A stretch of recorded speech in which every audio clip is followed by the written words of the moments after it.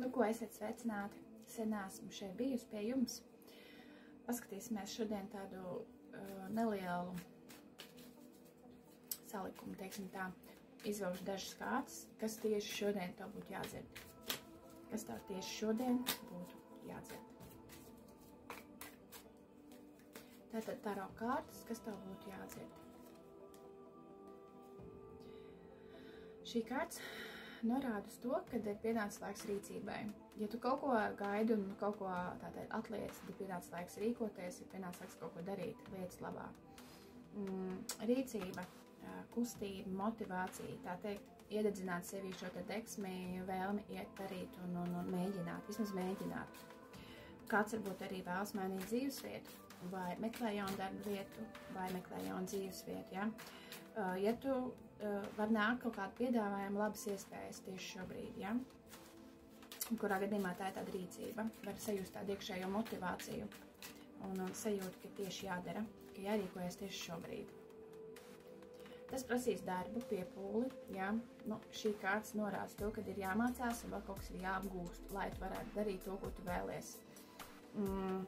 Šī te izaugsme sākās ar tevi pašu, un vēl ir jāvelta darbs, jāvelta pūles, kaut ko jau tu zini, kaut ko jau tu māki, bet iespējams tev vēl ir kaut kas jāpiemācās, kaut kas vēl jāapgūst, un tas prasa diezgan daudz darba vēl, ja? Ir diezgan daudz, tā teikt, jāiemācās, vai varbūt jauna kvalifikācija, vai kaut kas jauns, kādu jaunu kursi, tā arī var būt.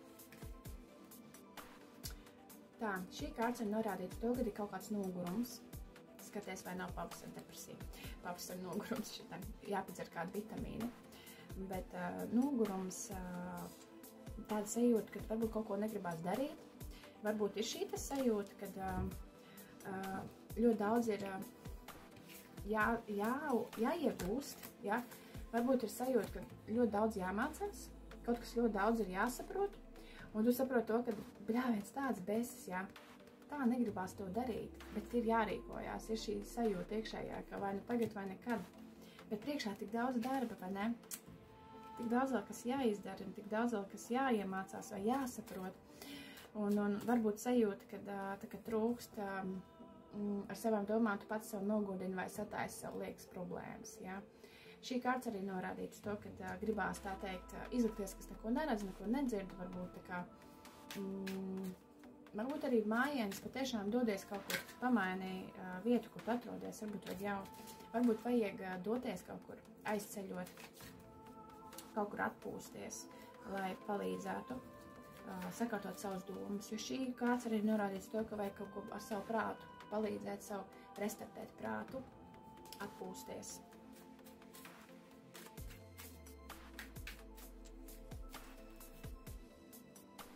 Nu jā, vēl viena kārta, kas norāda, ka kaut kas ir pārāk daudz, nespēja vairs panest to, kas ir uzlikts uz pleciem. Nu ļoti grūti, redz, pasties, tu eju un eju. Šī kārta ir norādīta, ka tev izdosies, un tev jānokļūst līdz šejienē, tev jāiet pa to kalnu, un priekšā vēl ir diezgan daudz, ko iet, diezgan daudz vēl, ko iet. Un var uznākt nogurums, var uznākt tāda sajūta, ka es vairs negribu, ka es vairs nespēju. Iespējams, varbūt tev patiešām ir pienācis laiks iemācīties kaut ko deleģēt, kādam uzticēt, kādus pienākumus, kaut kam vairāk, varbūt stāstīt, runāt, paļauties uz kādu vairāk, ja? Ja tu jūti kādā brīdī kaut kāds nogurums, kaut kāds nāk tāds virsū sajūta, kad vairs nespēju, tad atceries to, ka varbūt tev blakus ir kāds, kurš tev var palīdzēt tajā brīdī. Šī kārts arī norāda to, ka ir jāsāk kaut kas jauns sākums.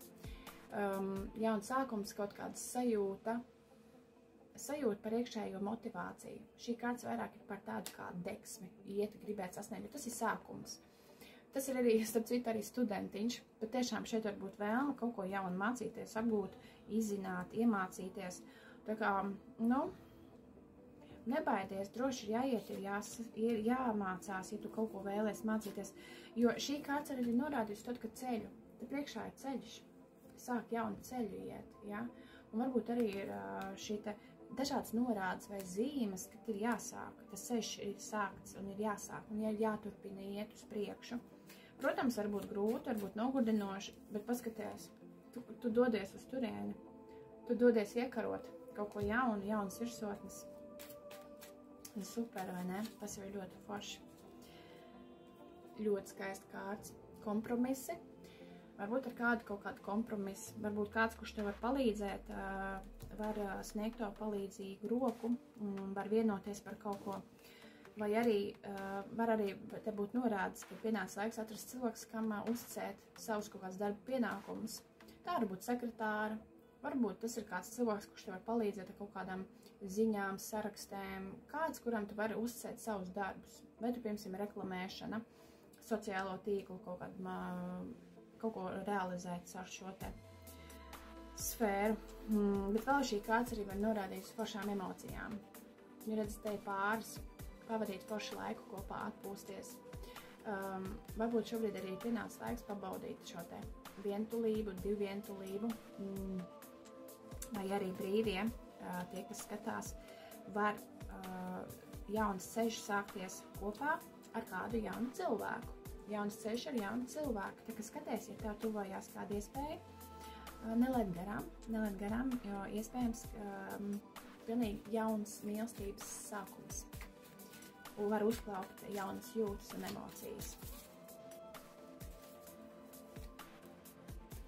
Forši, super, pasties prieks un laime un foršas sajūtas un emocijas. Šī kārts ir pat tāda kā priecāšanos.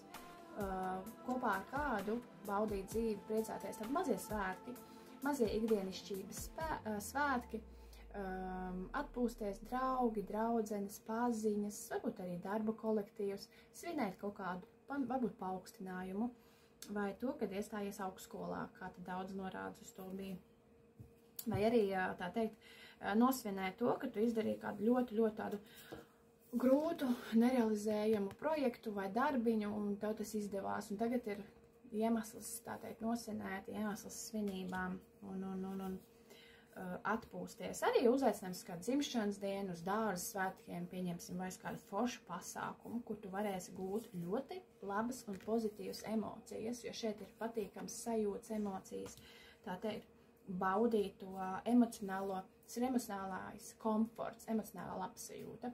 Nu, tā kā tā, tas bija tas, kas šobrīd bija ļoti aktuāls, un lai nu kā liktos, priekšā ir forši laiki, tāds sajūta, kad būs jābauda dzīve.